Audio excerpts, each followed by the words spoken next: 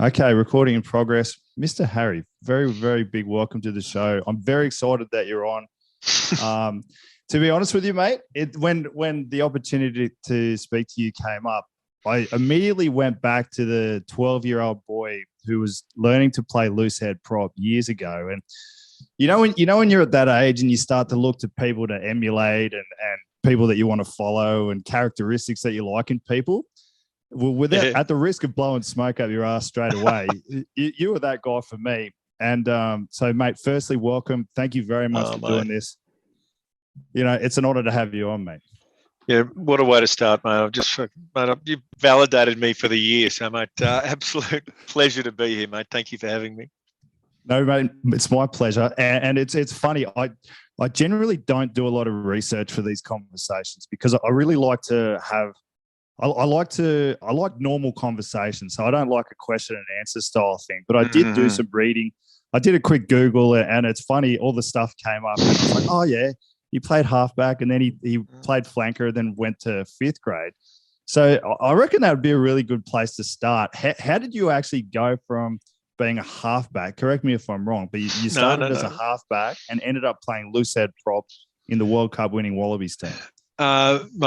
Interesting. Just eating too much. Now, I was I think, as I always say, I was halfback in the under 15 season at my school. And if someone had said, you're going to be running around as a World Cup loosehead at 124 kilos, mate, I would have said, I'll report you to the cops, mate, get out. But it was an interesting journey. I think just where I went sort of just playing the back row, ended up through my footy once puberty hit and just did all that. And I got to a point, actually, funnily enough, I had my wedding. We went across to Bali, obviously ate too much, came back and was playing sevens down in Kiama. And Bob Dwyer was sitting next to my dad. And we were just watching all the games. I don't know if you know Kiama, there's the hotel side. Yep. And he just said to Dad, he's a big fella down there. I think he was running around about 112 kilos playing number 7, which is probably a bit too big. And he said, that's my son. And he said, well, mate, has he ever thought of playing front row? And this was in 1992. I think they just got back from that win against South Africa after winning in 91 in England, the World Cup. And he was obviously looking for stocks, mate, he'd love to have 100 props. And Dad said, no, he'd never thought of it because Dad used to play loosehead. And man, I wouldn't worry, but I'll ask him in the car on the way home. So we had that yarn on the way home, and I thought, oh, God, who goes to front row, you crazy bastard? No way. Anyway, 6 months later, I thought, well, actually, I've got a 0% chance of playing in Australia for the back row. Oh, mate, I'll give it a crack. And I rang him and said, oh, it's Richard Harry speaking. And, oh, yeah, I can't remember that. And, mate, he just said, look, go and see Jake Howard. If he thinks you can do it physically, mate, you're away and we'll support you however we can. So it's obviously back in amateur days. So I went and found Jake Howard. He was at St. Joseph's College running a scrummaging clinic, of course. And, mate, I'll never forget it. I turned up, went in the boarding room, was something out of like Harry Potter in the boarding dining room. It was just about 1,000 kids in this huge building, just walking down along the time. Saw Jake Howard introduce himself, and it's a bit like a slave auction. He sort of, was feeling my calves and looking at my teeth and all that sort of shit. And he said, no, you got the ability to do it, mate. Big enough undercarriage, off you go. And, mate, I think it was about a week later I swapped. I went back to Eastwood, and I played 3 years in first grade in the back row and announced to them completely not unexpectedly that, hey, guess what? I'm going to play in the front row. And they mate, took them absolutely by surprise. And I had 99% of the club think it was the dumbest idea ever. It was probably 100% actually. And went back to, as you said, to fifth grade, went fifth, fourths, thirds in consecutive weeks at tight head. And then someone said, well, loosehead's easier for whatever reason. You only got half your body in the scrum. So jumped across the loosehead back down to fourth grade and had a couple of games at that. Then the season finished. And then in the off season, Eastwood were talking about putting me in third grade. And this is the 94 season actually now. I'm jumping around a bit. And that year, the emerging Wallabies were going away. And I thought, well, I need to be on the stage, mate. You've got to be playing first grade. Whether you get picked or not the issue, but you're not going to do it from third grade. And they said, no, you just stay in third grade and we'll see how it goes. And uni, because my dad had played there, had always said to me jokingly over the years, because no one ever changed clubs, you're an amateur, just don't do it. But if I ever did want to change clubs, to let him know. So I rang him, and Brian Burnett, the first grade coach there, I said, mate, can I have a coffee with you?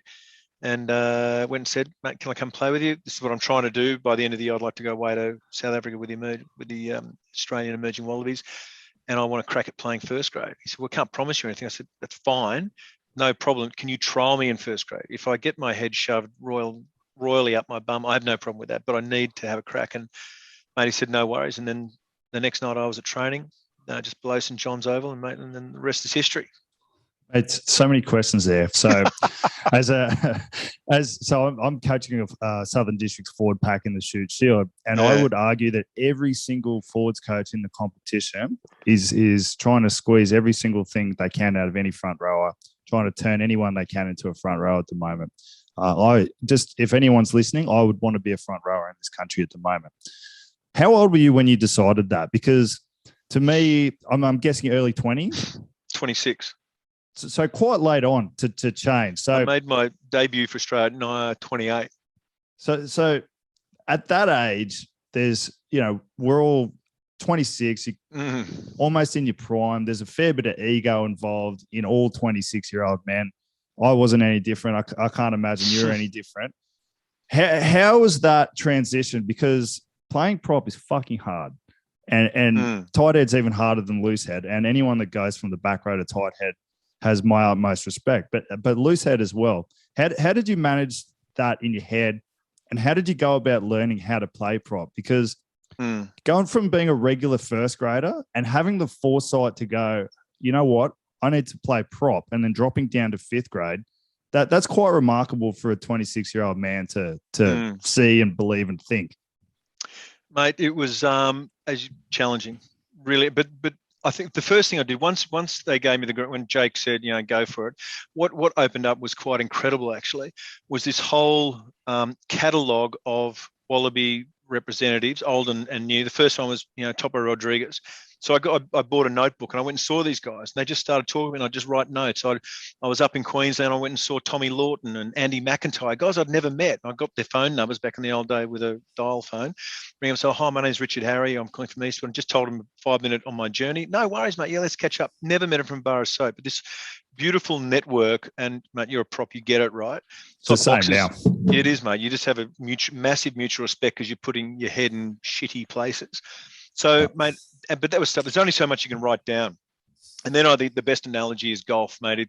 It's there's no other way around it than just hitting golf balls. You cannot become a good golfer by going to the gym and shit like that. You've just got to do it. And then it was just scrummaging. And, mate, there was an interesting day actually for uni. My third game for university, I got absolutely towed up by a guy called Huey Gordon, who played tight end. An absolute legend. Yeah. Unbelievable. And just hard and graft. And, mate, literally, I went and had to be with him after the game, and I was going to give up. He just turned me into a pretzel. And he said it was a pivotal moment because he said up there, mate, how you going? Had a beer. And he said, mate, a couple of times you nearly had me today. I'm talking to a guy who was a all-black trialist, right? I know a lot of them were, but legitimately. And I said, what? And he said, mate, a couple of times he said, you're about half an inch away. And I didn't know what I was doing. There, if you had to just put a little bit more pressure that way and maybe drop that or roll that, mate, you had me on toast. You were just, there was enough pressure coming through, strength coming through. That for me was pivotal. And then then I thought, okay, I'll have a go at this. And mate, it was just the appetite to learn. And I think one of the other really big learning curve was being picked on the emerging Wallabies, which was pretty controversial, particularly having your dad as president of Australian Rugby Union. He just said, pick him. And I remember I got asked that question, have you found that difficult having your dad involved? I said, what do you think Bob Dwyer is going to pick me? Because Phil Harry says, pick my son, and he's a 12-stone lightweight. No. So I will ultimately have the right of reply on the field. But that South African tour for me was pivotal. I mean, we had our first training session. Chris Carberry, who's this amazing scrum guru technician from Queensland, was our forwards coach, scrum coach. And Knuckles Connolly was the head coach. It was a really interesting tour. And Joe Roth was on that tour. Yeah. There's about 3 or 4 blokes who went on to win a World Cup. But our first scrummaging session was in socks at Coogee Oval. 1-on-1, 2-on-1. Just wearing socks. 3-on-2 socks. So what you had to do, think about it. There's no leverage. You can't just push someone if you're attractive. You've got to. It's all upper body. It's all judo. It's all twisting people and abs and back and shoulders. So that's the level of minutiae we went down to, and then that was the bedrock. And then, as I said, it was no better. I ended up playing in the last game against South Africa A, which we went really well. I can't remember if we won or lost, actually. But I think we lost, but really accredited ourselves really well. But these are guys who, big old hairy South Africans at Ellis Park.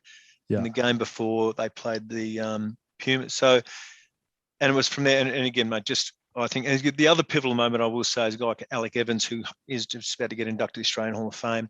He was the other one. Just, mate, you get a massive pearl. And I come in, it was about 98.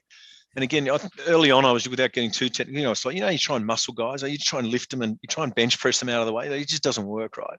He just gave us these couple of tiny little pearls of wisdom, basically where you engage, where you're aiming for.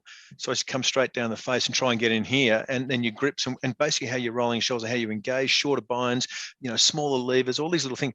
But that took my scrummaging from that to that when I felt comfortable running around international jersey. The worst day I ever had was versus the All Blacks in '97, where we were playing that Dowd, Olo Brown, Fitzpatrick front row, mate.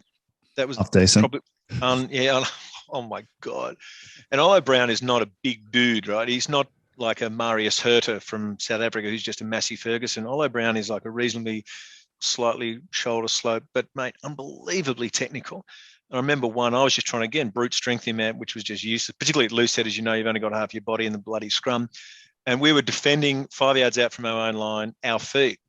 They get a tight head, push over tight head scrum in a test match. And it was just it was horrendous. And then got dropped on the plane on the way home by Greg Smith.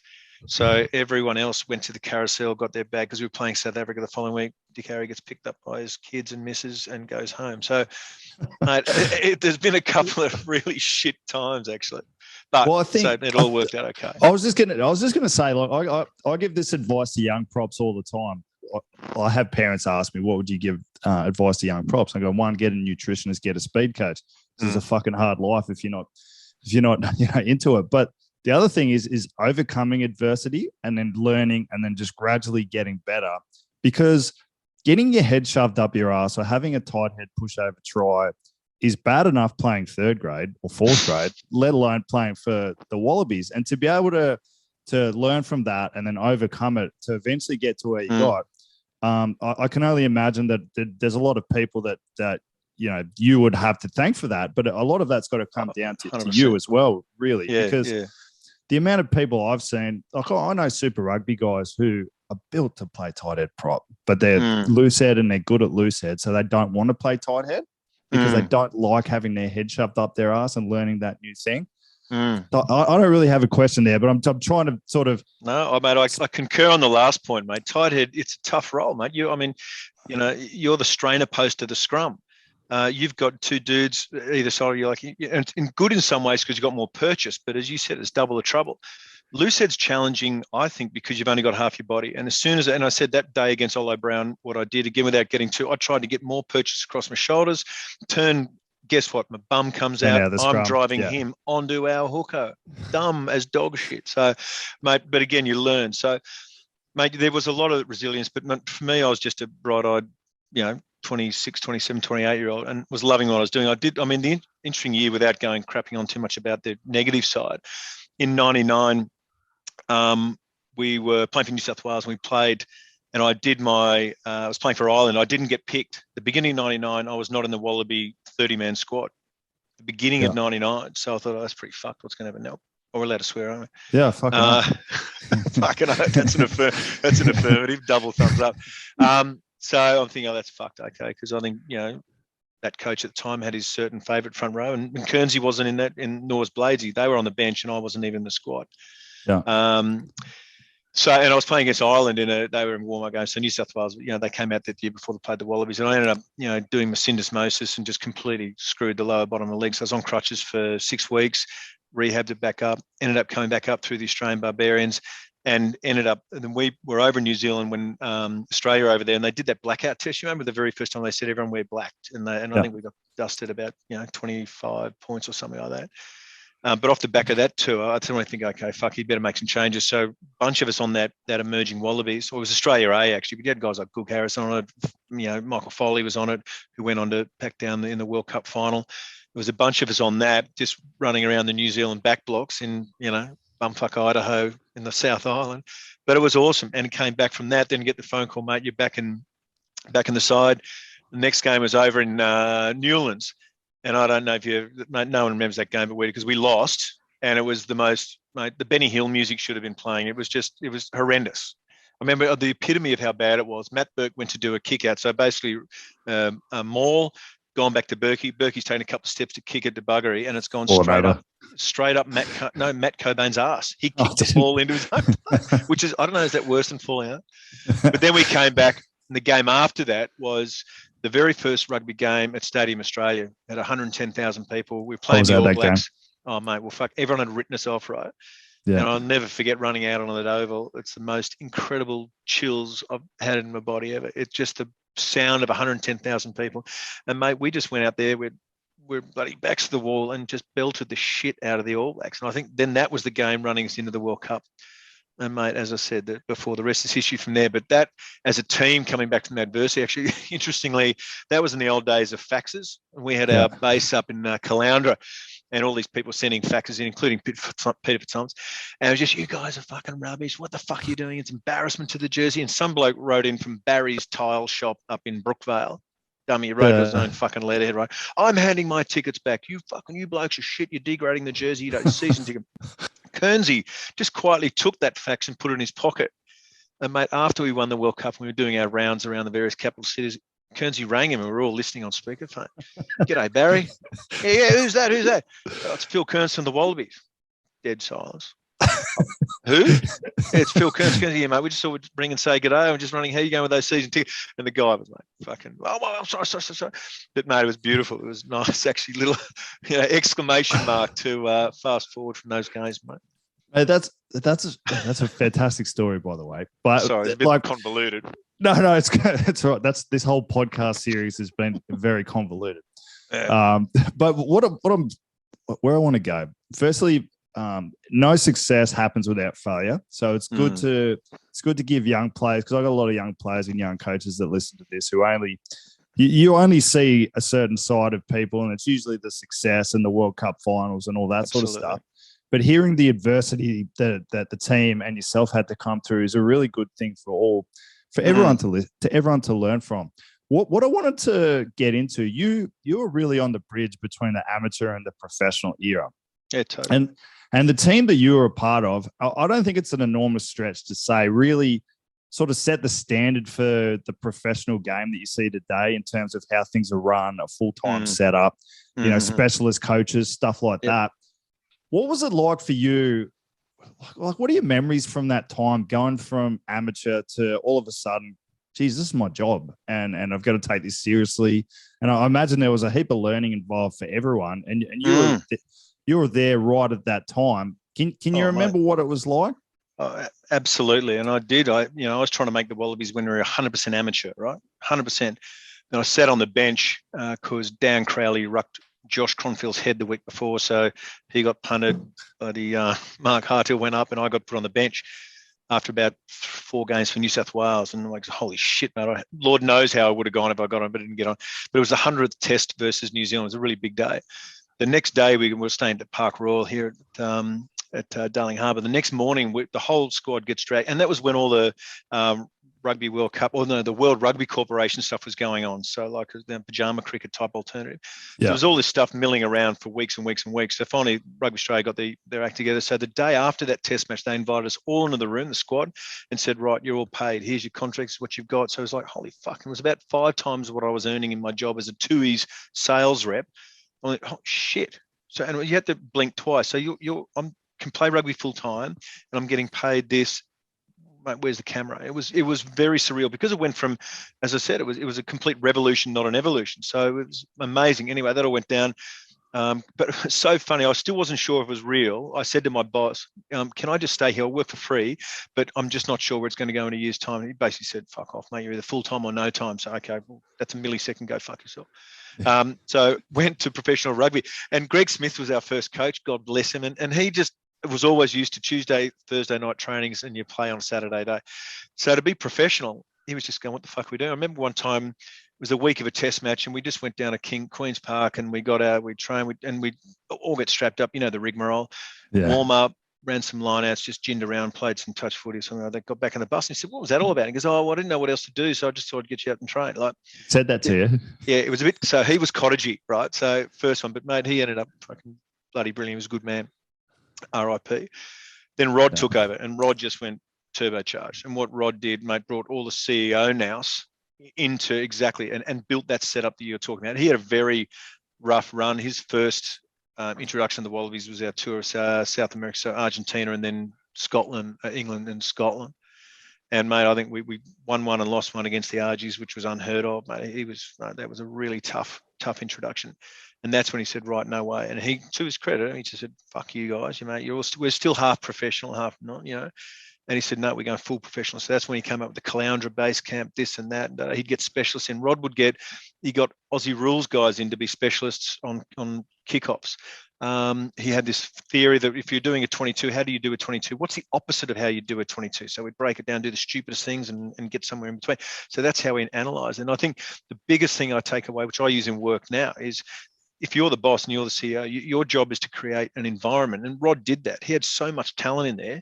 He wasn't worried about it. He wasn't telling me where to put my arm or, Griggs how to fucking do a spin pass. He created an environment for everyone to be successful in. And that's critical because it's like a cake mix. To win a World Cup, a lot of things have to happen. It's not a one-off game. It's a 10-week tournament. So everything's got to be firing, no major injuries. Everyone's got to be on song. You've got to understand that. So, and he took that team. Can I go back to about adversity? So the team, not so much the coach, in 96, 97, mate, we got flogged, actually. 97, we had a record score against New Zealand and we had a record score against South Africa. And that's actually was the last game that we coached us. Greg Smith coached us. It was a 57-point loss in Pretoria. And Greg got, punted the following week. And that's when Rod came in at the end of 97. So that team, 70% of that team that got flogged by record scores for those two tests went on to win a World Cup. I made this point to the Tars the other week. Is, mate, keep your heads up, boys. Like you don't know it, but you're a millimetre away. Like change a couple of things, and then suddenly you're there. So to think and that was only in the space of sort of 2 years. So from a record loss against South Africa to champions of the world, and 70% of the same group of people. Do you remember any? So generally speaking, people don't like change. Just generally speaking, but when Rod started global, yeah, I'm trying to say it nicely. But when Rod started to implement the Caloundra camp full time, and I think you had Steve Nance come in and was your full time trainer. How did the players handle it? Was it universal buy-in, or was it? Did it not take initially? a while? No way, mate. To your point, 100% is what the fuck we're going to live at. Bloody the Caloundra pink motor in. And Nancy just came in and said, you're all fat and soft, and flogged the shit out of us, right? Flogged us. But again, mate, that's the proof's in the pudding. And he was right. So, mate, when you're getting flogged and you're told 8 400s, and it was just, oh my God, it was horrendous. It was purgatory. And we were riding our bikes to training, and we were training at the Caloundra Lighthouses Oval, and every now and again a bloke could be walking his dog. You're in the middle of fucking nowhere, but that's what the team needed. And again, for 99, we had to qualify for that World Cup. Does anyone remember that? Vaguely. We played to qualify exactly. Mate, if we hadn't had that, and we hadn't had Nancy, Nancy wasn't there to make friends. He ended up, mate, being unbelievably loved. Mate, he flogged the shit out of us, and then flogged us a little bit more, probably for good nature, just for a bit of fun. And mate, that's exactly what the side needed. And as I said, sorry, I was just going to say, at what point did the boys go, hey, this is actually working? I think in 98, without putting a date on, actually, I've never been asked that question, actually. It's one of those things that happened glacially. So you look up, and where we got to in 99, and a really good example of that, actually, I'll give you the best example of where we got to. So in that test match, it was 2000, and we'd already won the World Cup. But that for me, actually, and it's right at the end of my last year, why I think that's the best time that really sort of is the best example of what you're talking about. I think I'd never even thought about that. So it's somewhere between sort of 98, particularly 99, when we're good, we understand what we're doing, we know what we're doing. But I think where it was most exhibited was in that the 1 point loss to New Zealand at Stadium Australia when Jonah scored on the bell, and they were up 20 minutes or 16 minutes into the game, they were up 20-0.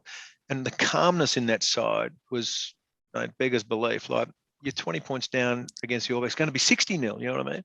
But it was we knew that, we haven't had any ball. It was very, very relaxed. And when I say relaxed, everyone knew, and there was minimal talk. That was the key thing for me. That exhibited, actually just going backwards a bit too. I'll tell you the other game too, when we had that semi-final versus South Africa, and Bernie kicked that goal and yada, yada, yada. Ealesy, as soon as that final whistle after full time was getting dark at Twickenham, he brought everyone in. And, mate, everyone knew, you could just see in that team, everyone knew that, mate, we're one step away. That was the most important thing. It was interesting to see the next day when we were watching France beat New Zealand. It was like, holy shit. But there was a really quiet confidence, not so much that we'd win it, more that just do what you need to do. The rest will look after it. So, mate, if France come out and play an amazing game, they play an amazing game. But where the team took it, just control what you can control. And I think I had an enormous amount of confidence in the guys around me. It's a really roundabout way of answering your question. Whereas I just said the only onus was to do my job. I'm not worried about, can our winger catch or tackle? A bit of a lightweight, loves the disco, or is our second row's got, dishy hands. Mate, Richard, do your fucking job, mate, to the best, and don't let it around, because I had confidence in, mate, 21, 22 players, mate.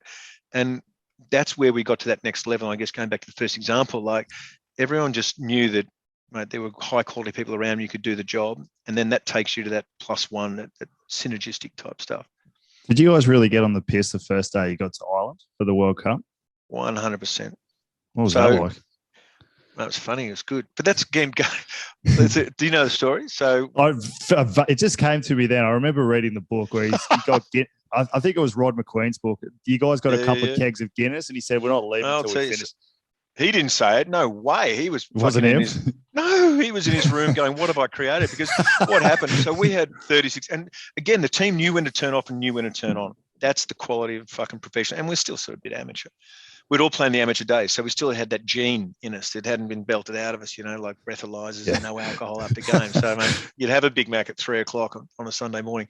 But we had like a 36-hour travel league. So we packed our bags at Caloundra and we unpacked them at the Port Marnock Golf Resort just north of Dublin, right? 36 hours later. So it was a horrendous travel. And we got there about, I want to say about lunchtime-ish, something like late morning. And everyone was fucked. And they said, all right, everyone downstairs. We're going to play just 9 holes of golf, keep you out of bed, right? We can't go to bed. You can go to bed later on time with no one jet lag out. And we had the next day off training. We're training like 48 hours later. So everyone was, okay, I came down there and we played our 9 holes. It was all pretty shit. But anyway, as you walk back into the golf club, mate, fucking big pint of Guinness was, okay, all right, fair enough. Then you fast forward to Joe Roth running up and down the hallway in the nude, because he'd been dropped for Jason Little. So he was showing his form to Roddy, like naked. Rod's locked up in his room. This guy's bashing on his door, mate. You should have, mate, fucking yelling and screaming. Everyone else is just, mate, gone. It was like fucking, Escape from New York. But what it was this massive jettison of just drama and shit that you had in a big travel day, and a little bit just letting off a bit of steam. Everyone sort of behaved the next day off, and then training, bang, and then we're away. And again, that's what I loved about that team. We just knew when to turn on, knew when to turn off. Mate, it was still a very human group of people, very human.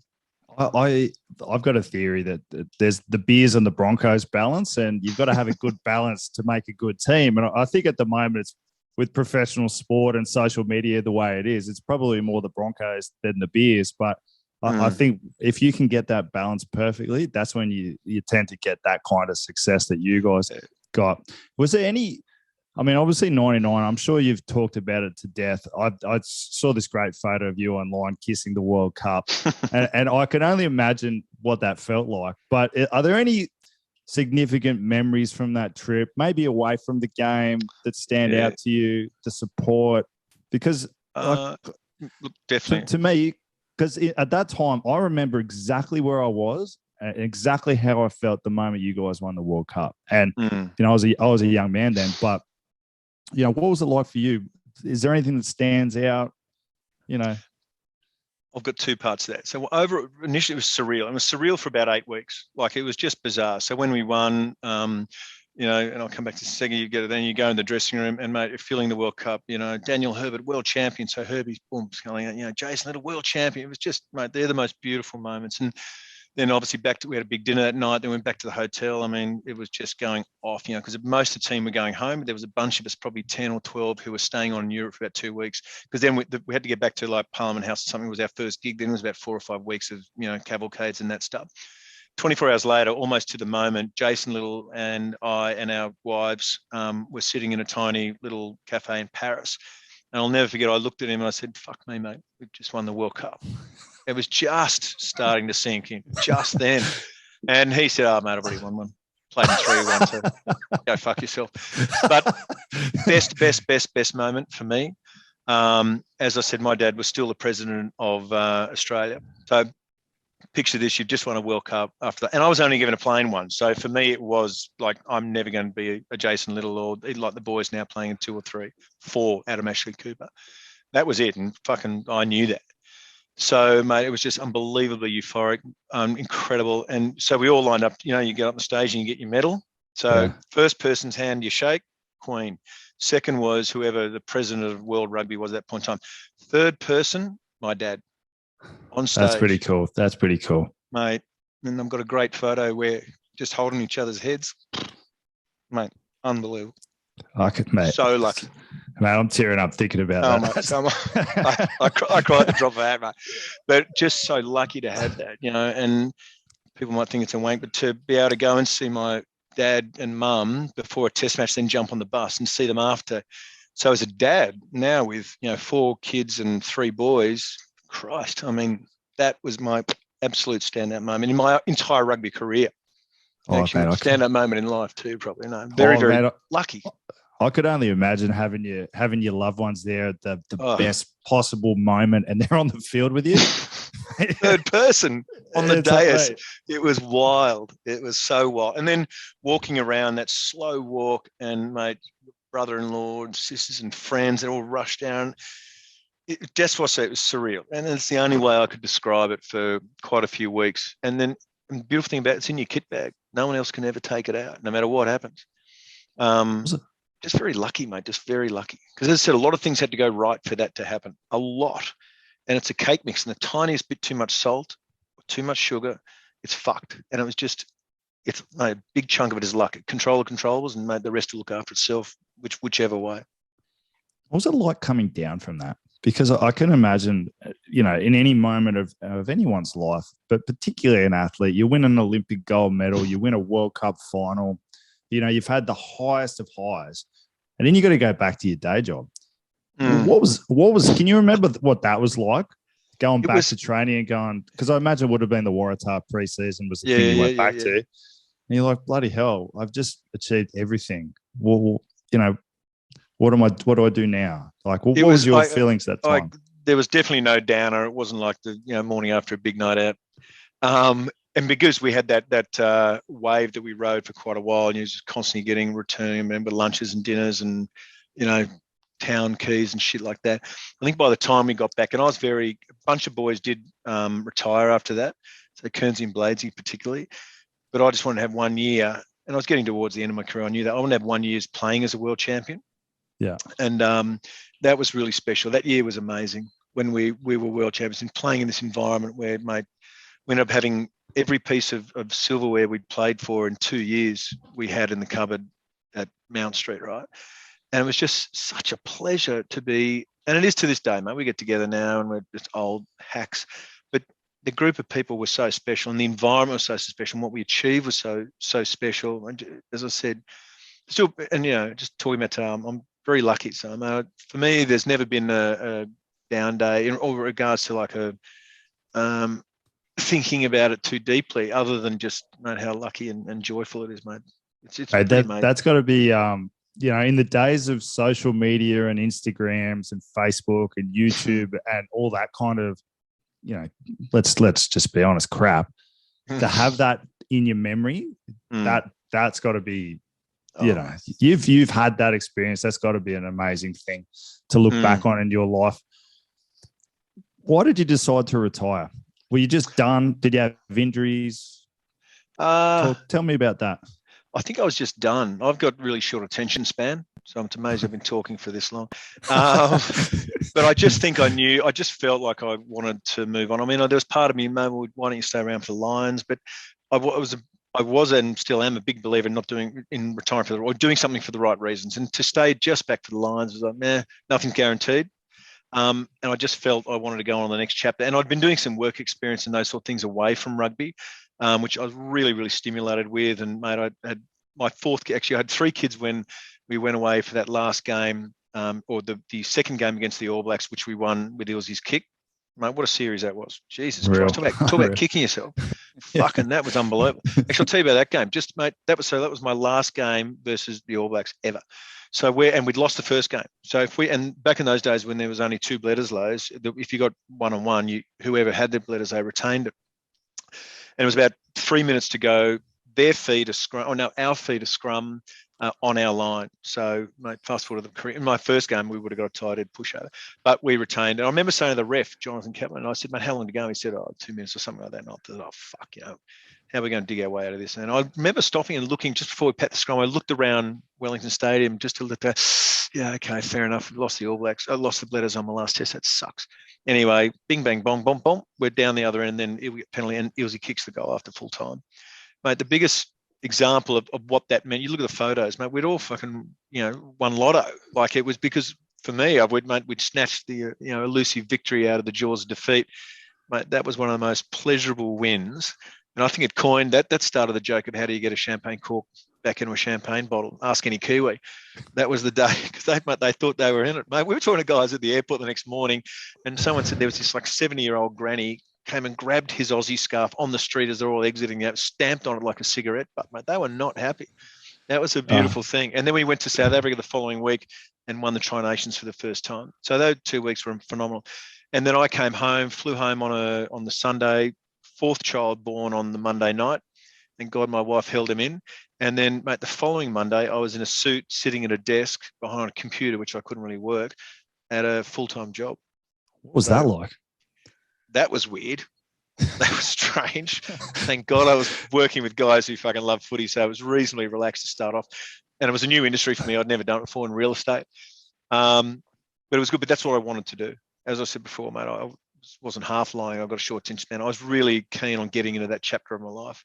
And it happened very quick. And I played a bit of footy. Then I got a really nice call from Bob Dwyer about a month after I retired. And he said, mate, so I'm coaching the British Barbarians versus South Africa at stadium in Cardiff, Millennium Stadium. Would you be interested in playing? And actually, when he first said Bob Dwyer, I thought, I got a mate who used to ring up and put stupid voices on. I said, mate, his name's Balzo. And I said, fuck off, Balzo. And he goes, it's Bob Dwyer. I went, Jesus Christ. Hi, Mr. Dwyer. Yeah.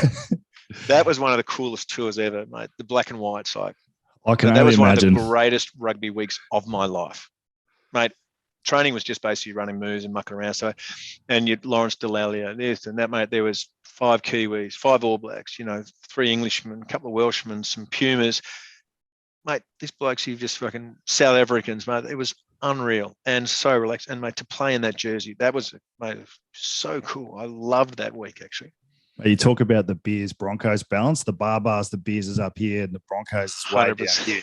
100%. But we still acquitted ourselves. Whilst we didn't beat a fully blown test side from South Africa, we still acquitted ourselves well, mate.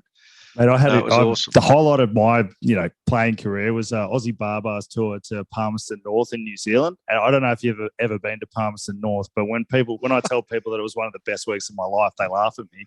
But it was, like that. Rugby tour, for Christ's sake. Mate, I was injured in the second game, and the coach from the sideline, who's now one of the assistant coaches for the Drua, goes, tell Chubby he can either play 10 or wing. It's his decision. So I played on the wing for an Australian rep team versus New Zealand. Stop it, mate. Mate, it was one of the funniest things.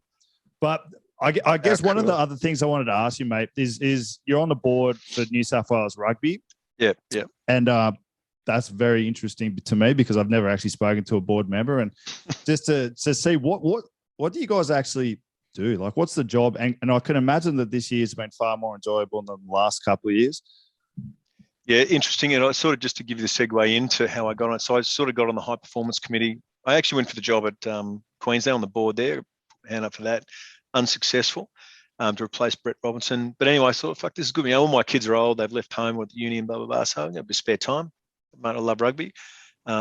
What I say, just approach New South Wales. I remember talking to them and say, there's anything I can help you out, let me know. And the high performance, they needed an ex-player on that. So I got on that.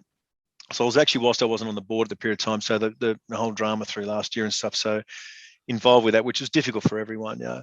And then a spot came up on the board and I put my hand up for that because my view is, mate, obviously after last year, it was pretty much the worst year ever. You thought, well, fuck, if you're going to be part of the solution, or I can just go home, watch it on TV and have talks like this and say, fuck, the Waratahs got to pick the game up. So I said, no, I'd love to get involved, and getting involved a little bit through the high performance, mate, high quality young blokes, mate. And got a little link, obviously, through Mark Bell's a very good mate of mine with his boy Angus. So he's like my second son. I love him more than my sons. I shouldn't, that's a joke. That's recorded. Oh my God. So mate, got on that way, and that was the motivation, is just to get involved. And it was good. Just going back to board. So board base is comprised of, there's meant to be a varied number of skill sets in there, so it's governance. So it oversees management to make sure that they're doing the right thing. So you've got people who are skilled in IT or marketing, HR, legal, and I was sort of put in as the high performance guy. The guy played professional rugby, albeit 20 million years ago. But mate, I'm loving it. Just as I said, being involved at the absolute grassroots. We had a camp in DC. I was made on the committee that picked him. He's been a revelation. Bladesy, having Bladesy back in the fold and GM. You've just got this, amazing, and coming off that, said that last year, absolute rock bottom, to now be part. And it's, mate, we're not out of the woods by any stretch of the imagination, but Christ, they've fucking really put their foot around the corner. And to be part of that is just so fulfilling. So it's, mate, I'm really, really enjoying it. And it's about, going back to the early bit, it's about just setting the structure in place, overseeing it, but also helping where we can to improve the structure and process and the overall state of the business. That's really what the board should be about.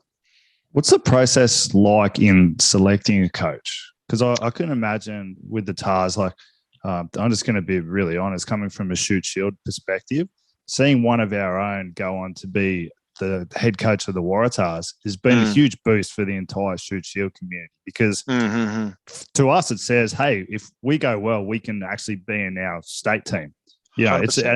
It's a brilliant move, and DC also happens to be a brilliant, successful coach who's driven it, and you can already see the cultural changes in there. Absolutely. But what's the process like in selecting a new coach? How do you make sure you get it right? It's difficult. Well, any job interview is like a marriage ceremony. Mate, everyone will say the right thing at the altar. It's all kisses and hugs and stuff. But it's only, when the rubber hits the road is when you exit the church, right? And there's no difference in this. But I mean, all candidates on paper mate, anyone could do it. But I think through the interview process, mate, there's a lot of strong candidates, but generally one obviously puts his head or her head above the parapet. And just in talking to them, you sort of get to the end of the interview and say, look, because obviously what you have a bunch of criteria that you're trying to match to. So we'll have basically a skill set that we're looking for. So, and be great. And it's not, you might have things that are, really high on the matrix that might score. That's got a weighting of 10, and there might be some with a weighting of 1. But, stuff like, it would be great. We said going into it, if we could get someone from Australia or New South Welshman, and that would be unbelievable, but it's not a deal killer, So you go through that whole process, and, mate, long story short, he came out the preferred candidate based on that matrix. And I think one of the biggest things that got him across the line with his EQ, he's got an exceptionally high emotional quotient, and that's being borne out at the moment. As I said, you've got good young cattle there, mate. They're good there, and you see what they're doing now, right? It's the same group almost. He's had a couple of really good signings to help boost it. But what he's getting out of those guys is, and you're seeing the paper, guys are re-signing for Australia because of what's the team in DC. We're staying here because there's good things hopefully ahead of us. And that's really what he's done from my point of view. This is just my point of view, that he's really tapped into those sorts of things, and how he structured his pre-season about building the guys up in the brain. He was very, very considered, and he was very cognizant of the group he was inheriting, what had gone on, where he needed to get them to over a certain period of time. So he's a very, very deep thinker about rugby.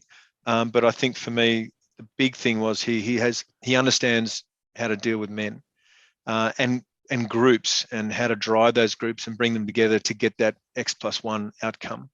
As I said, mate, we haven't won squat yet. We've won a few games, which is nice. Yeah. And we're definitely moving in the right direction. That's the thing. Like, you just got to give it time to settle down.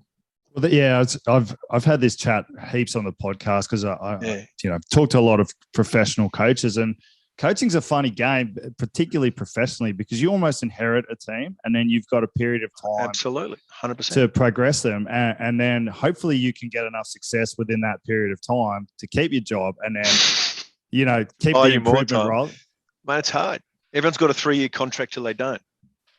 So it's like, and that again, that's why as part of the governance. Everyone just, all right, pump the board again, just everyone pump their brakes, don't get too much. So that's where hopefully everyone has their eye on the prize. And, you know, if things can go well with DC, and again, you know, what would be fantastic, a New South Wales coaching New South Welshmen who go on to great success over a sustained period of time. That's the other thing. We want to, you know, New South Wales is well known, produce 70% of Wallabies. They don't all play for New South Wales, but mate, this is the engine room. So we've got so much to do as an organisation, because again, watching it over the last few years, whenever I got asked the question on what do you think of Australian rugby, it's fractured, mate. It was fractured beyond belief. It's all there. All the pieces are there, mate. So I spent a lot of time, we've got a pub in the bush, so we sponsor bush rugby. I played bush rugby, mate, absolutely love it. So those guys are absolutely rusted on. So we've got all the base bits. It's up to our job as administrators and watching, you know, the people in management to put the environment in place for all those pieces to come together. And someone like you can have a very clear line of sight when you're 12 years old and you're playing for the bloody Yass Wombats. You can see a Wallaby jersey and you know how that's going to work. And you can see the competitions, whether they be playing Shoot Shield, then there's North Harbour, South Harbour, then there's a, you know, club competition, then you know, New South Wales, and then you're Australia. It's got to be very clear. And at times over the last few years, it's got a very opaque. And that's, again, we've still got lots of work to do around that. But, mate, the house is on fire. So you got to put out the house fire first, which is getting the Waratahs back on board. And that'll bring a lot back. They'll galvanise the game in a major way in New South Wales. And the boys are well on the way. And knowing how committed they are as a group of young men is, mate, it's very encouraging. Mate, there's so much positive stuff happening, really. If you look at rugby in this country, 100%. Oh my God. Anyone that says the support's not there is just full of shit. I don't know what they're fucking talking about. They're not exactly, it's both of those. They're commenting on shit they don't know about. Mate, look what's happened now. We've got the World Cup. Mate, what with the Rugby Australia board, again, it was just going back to that fraction thing. It was, you know, you've got to be careful not to comment on people publicly, but there's a team then. You've got these people who are highly regarded. They've got high IQs, high acumens around business. So they're doing their job. So the broadcasting deal, they knitted out of nothing. There's the opportunity now with the World Cup. All this good stuff coming down the pipeline is phenomenal. I mean, we've got to get the game back to a financially sustainable model. That's, you know, us and management's job. And we're working extremely hard on that. But everyone is very cognizant of what the job is at hand. And mate, let's say it's just now a matter of healing all those fractures and coming together, because you're far better at, you know, 1 + 1 + 1 it can equal 4 as opposed to 3. But that's the key thing. And rugby, it's a bit tricky from a administrator's point of view because it's all part-time job for us. So we can say, oh fuck, we tried anyway. Can I get another latte, please? Yeah, it's not though, is it? Well, it's not going to fuck, mate. We can't let, you know, die on the vine, you know, on our watch. I just don't. And they said, you know, I'm so committed to just getting the thing. And there's enough guys now. You've got Dan Herbert on the board of Australia, Phil Ward. You've got guys who have achieved at the highest level. Years ago, you'd have administrators who've hardly ever laced on a boot, and you got players who would never go to administration. You've now got that crossover. So when Dan Herbert talks at the board about RA, about, you know, high performance rugby, they're fucking listening, right? And we've got some old alakadoo who's never laced on a boot in his life, you know, telling someone what to do. That's the difference now. You've got these high quality people in governance positions and in management positions that, mate, I said the game's in good shape. I think the best shape it's been in sort of 5 or 6 years. Do you keep an eye on the Shoot Shield much? No, absolutely, mate. Are you a uni boy? Uni boy, yeah. Mate, that's kicking off this week. Are you going to get down to many games and check it out? Mate, I'll get down as many as I can. We've got a bloody annoying function this weekend, which I can't, but most definitely, I'm still very, very close to Sydney University.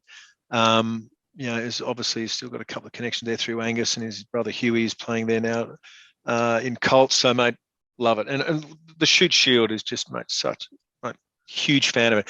And I guess, you know, where they're trying to get to in this national club competition, the Shoot Shield and the Hospital Cup, whatever is up in Queensland, they're the sorts of things that we should be tapping, because it's a very short jump from there to Super Rugby, and that's the nursery, and we should be making sure, going back to that clear line of sight, and whether it be subbies, and I mean, look at bloody Charlie Gamble's story, mate. Like, ridiculous. They're playing for Petersham. My son was playing Petersham and said there's this mad guy smashing people, and 2 years later he's playing for the Waratahs and lighting it up, right? So there's got to be that. And as I said before, it's got to be very clear on how you can get to as far as you want to get and as far as you can get.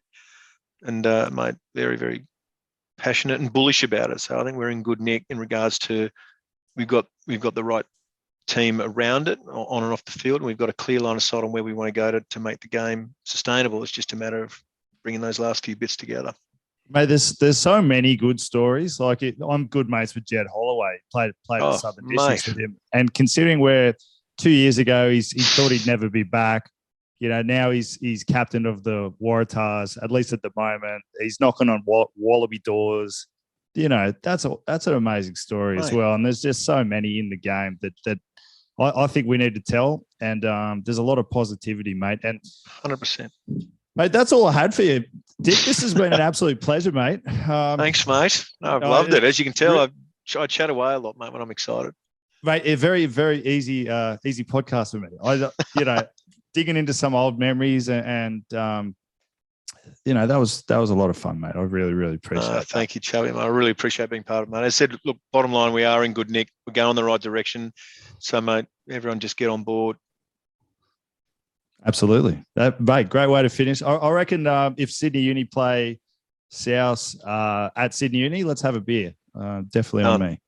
Mate, definitely on me, mate. Mate, awesome. Thank you so much for this, Dick. No, pleasure, mate. It was really enjoyable. It was a lot of fun. Just give me one